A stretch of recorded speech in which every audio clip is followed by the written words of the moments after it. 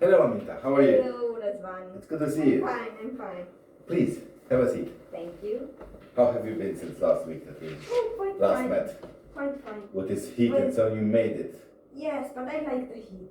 You do? I'm a friend with the heat. Good, wonderful. So any plans for the holidays soon? Yes, I will be leaving on Monday, 2 weeks on holiday. Great. So we're having our session before your holidays. Yes. Wonderful. Pleased to hear this. Good. Are you ready to start? Yes, of course. Wonderful. So, we met last week. What do you remember about our last meeting and about our class from last week? We did talk about planes and flying objects, and how we can use them, where you can use them, where we can get more information about them, things like that. Good. And do you remember that some time ago, some longer time ago, we also spoke about folding techniques, folding paper techniques? What do you remember about it then? We spoke about origami and how we can fold a swan, and that we can also make like little gifts.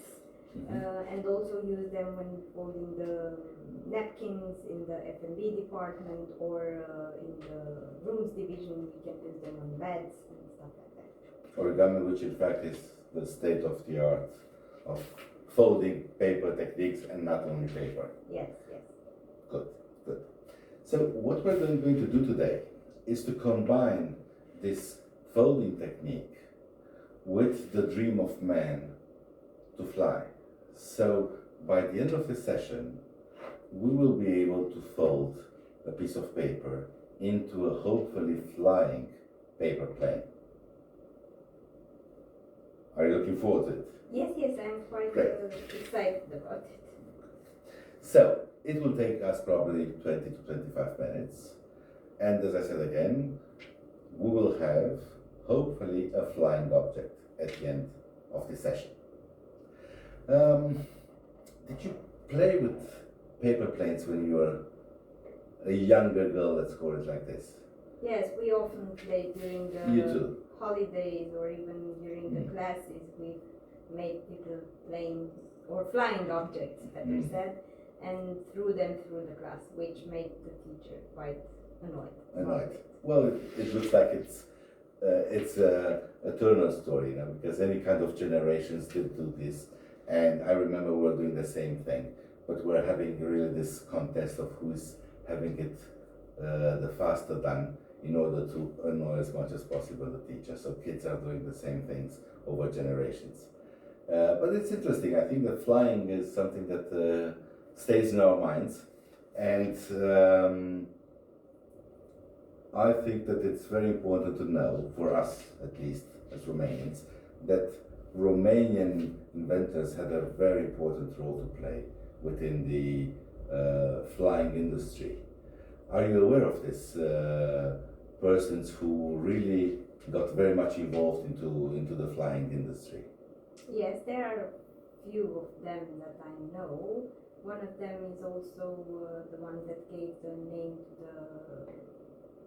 the airport. In Bucharest. So what do you know about Panda? As far as I know, he was the first one that created a jet plane or That's a correct. jet engine, That's correct. something like that. That's correct. And this was after that another Romanian called Vuia was the first man to manage to have a flying object on wheels taking off from an ordinary road. So we can be proud of this. Yes. Good. So, I prepared for you some stuff today. So in order to fold a paper plane, we definitely need paper.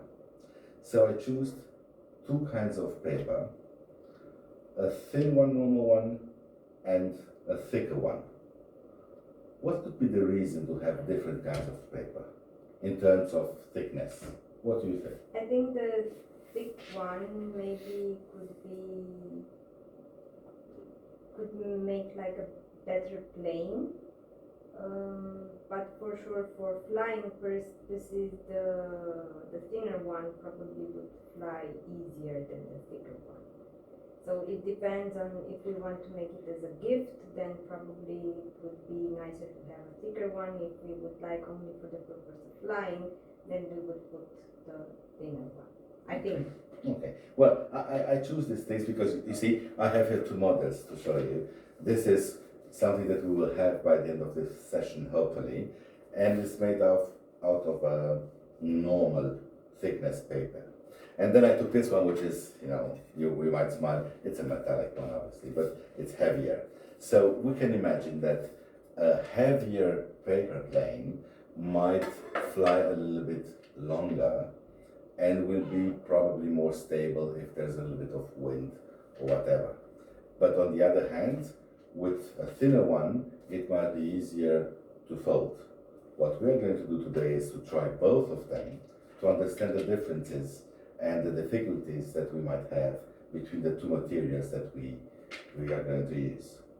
I also prepared some colors. What could be the use of colors? What do you think that we could use colors at by folding paper? Probably we would use it more for decoration. I don't think that they can have somehow the paper be more thin or more. This is correct. It's just decoration and to give it maybe a personal touch of the end product. Perfect. Shall we start? Yes. Wonderful. I think that the first thing we have to do, whatever we might do, is to have a clear, free of any kind of impurities or of dirt surface. So the first thing we have to do is to clean our surface and to make sure that our end product will be out of any dirt and clean as it should be. Okay, I'll put this here. So what I'm going to do is I'm going to start and fold up to a certain moment, and then I'm going to ask you to do the same thing, and then I will continue until the end. Once it's finished, I will let you do it from A to Z, from the scratch, yourself, and then we'll see what the eventual differences are or not. Ready? Good. I will start. I will take 2 pieces of paper, thin and thick. Folded techniques will be the same, but it's more important to see that once we're going to fold the thicker one, you might have to press a little bit more in order to have the perfect lines. So, A4 paper, we fold it in 2.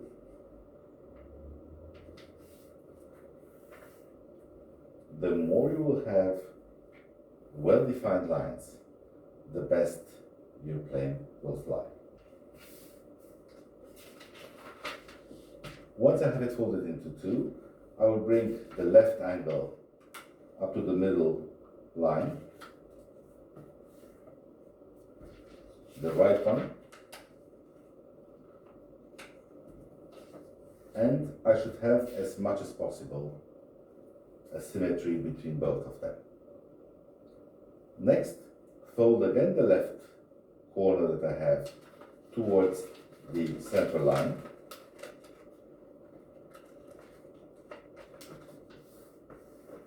And I will do the same with the right one.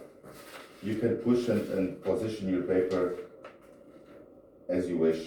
The important thing is to feel comfortable and have, what I said before also, symmetry. This is extremely important.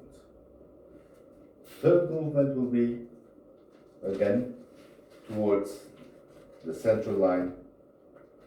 As you can see, it's getting thicker, so it's more difficult. But please be aware of the fact that lines have to be very, very well defined. And once again, the other part in the middle, and here we stop. Thick paper. First one is easier. It's just, again, into half. You will feel it already that it's more difficult to define, well, this middle line. left corner towards the middle, like before. The same with the right one. Trying as much as possible to keep, what I said before, symmetry. Continue with the left one. And now we see that already now our folding becomes a little bit more difficult. It will require a little bit of muscle and force. And as we said, the last one, which now you will see, it's not easy, but you have to take your time and be precise. It goes towards the middle. And this last one. And here we go. Are you ready to start? Yes. Good. Please, let's start with the thin paper.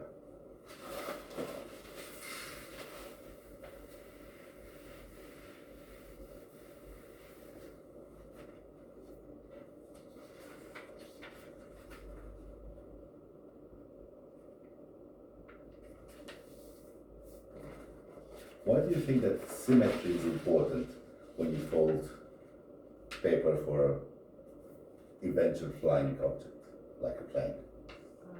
I think that it's important because we probably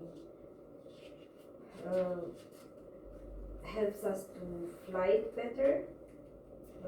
I mean the angles, to create better angles. And to have it flying straight. Because eventually, if you don't keep the symmetry, you might see your plane flying towards one or the other direction. But if it's completely symmetrical, your paper plane should just fly straight ahead.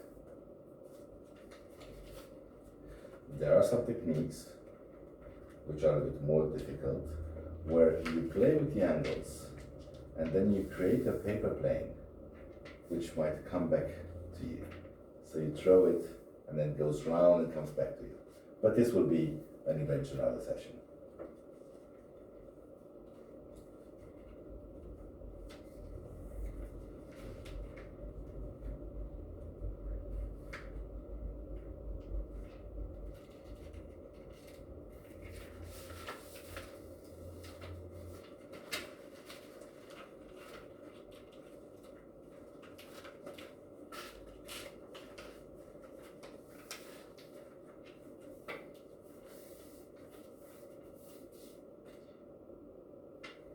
Shall we try it with a thicker piece of paper?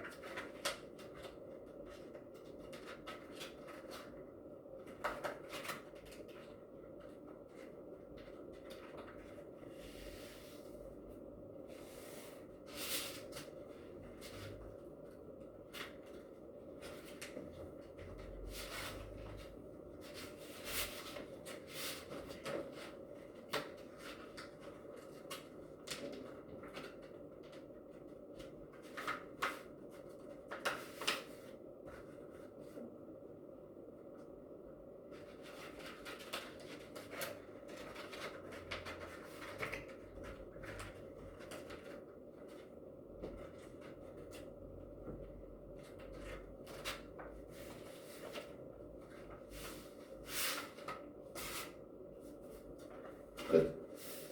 From now on, you take the folded piece of paper and you turn it on this side Okay. So from here you can fold it into two, and you will have perfectly aligned the two wings. And it's very important to have this top of the plane, which is in fact the one which is gonna break the air. You open it slightly and have the wings at 90 degrees with the body. What we can do also is to give a certain little line here, and you will see that if we fold it a little bit on this side, like our model, you will have two other lines which will give a certain stability to the plane. We are going to do the same thing to this one, which you probably realized it's harder to fold, isn't it? Yeah. Okay, so we're gonna fold it in two.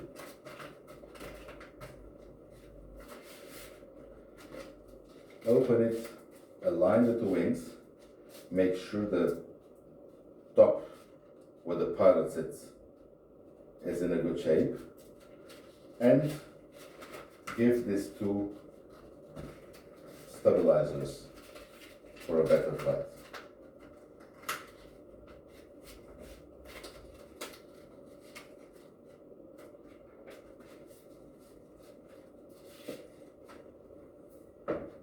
And it should be ready. Please.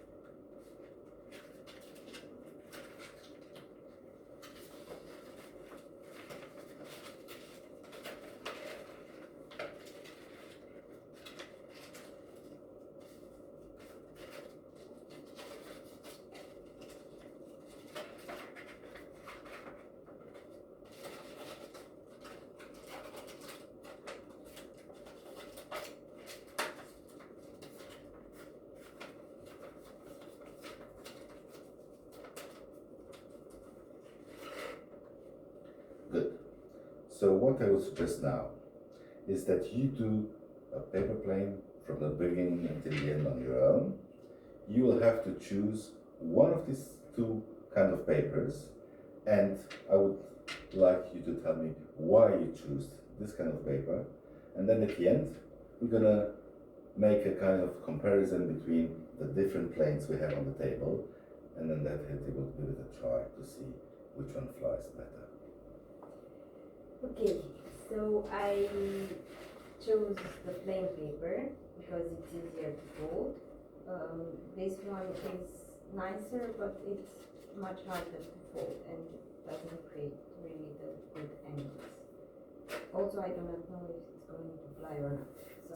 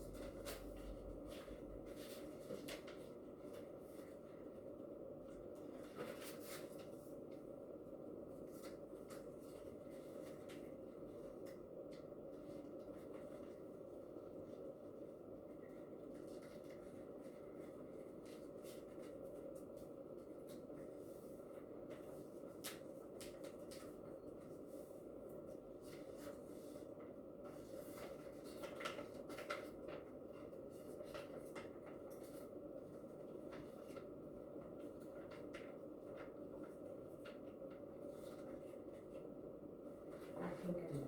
Good. So let's have a look. This was our initial model.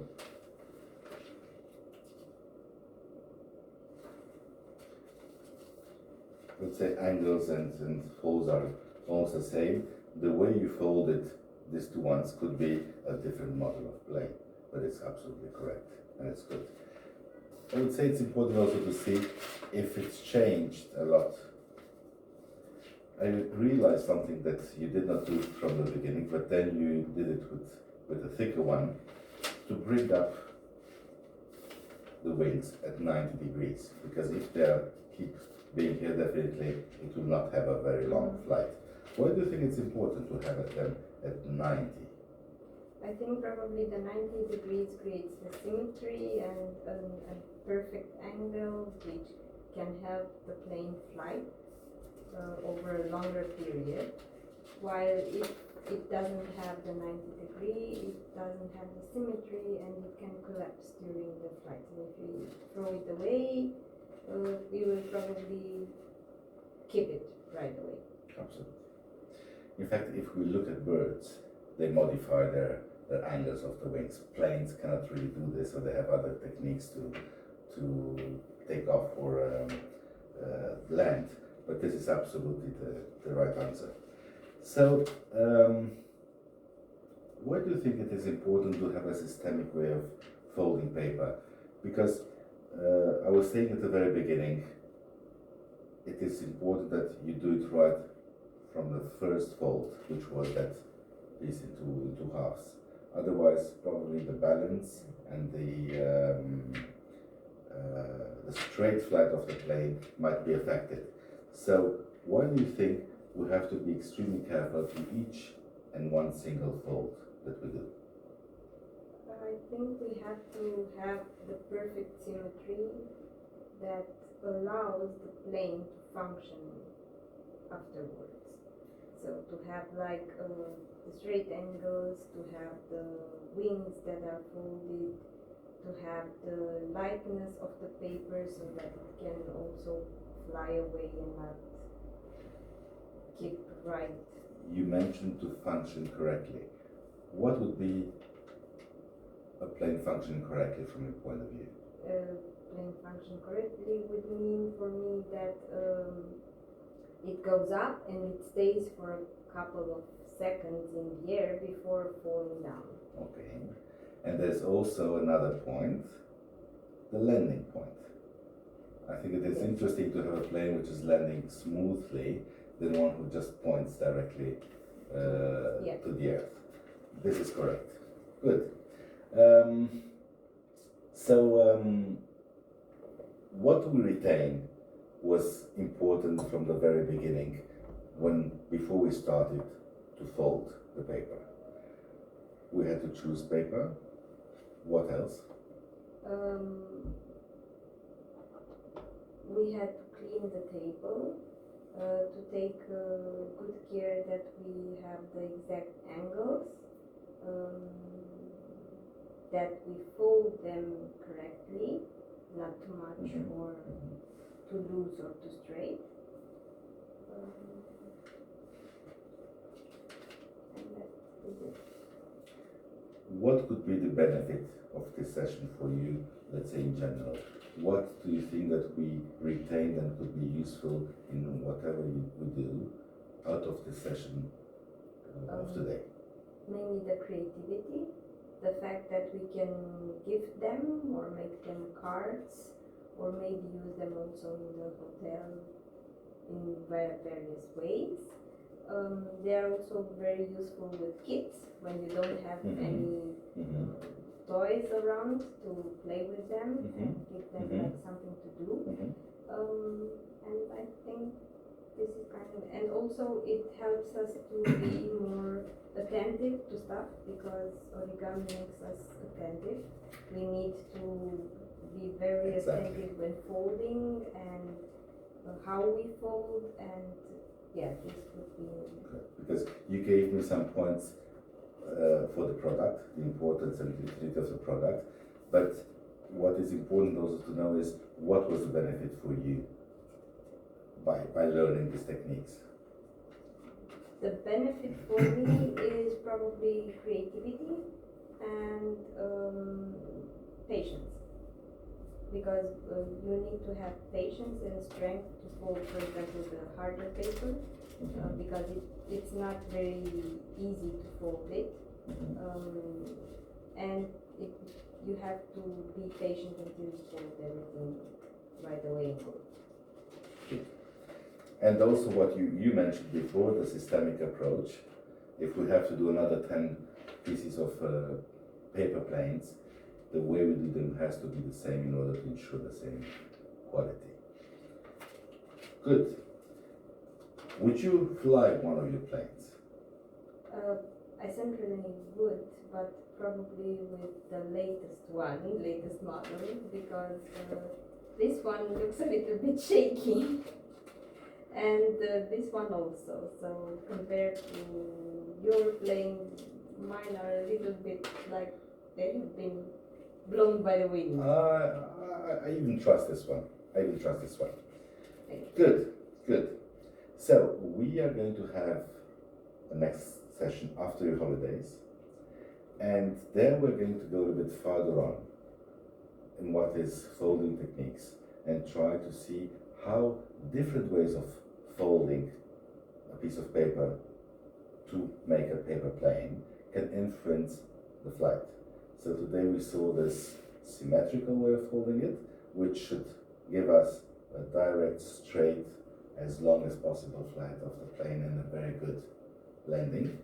Next time when we see each other after your holidays, we are going to try and see how we can give certain input in order to make the plane have different type of flights. Okay. Good. I'm waiting for it. Have nice holidays and see you then in a moment time. Thank you. Bye bye. Thank you. Bye bye. Bye. Take care.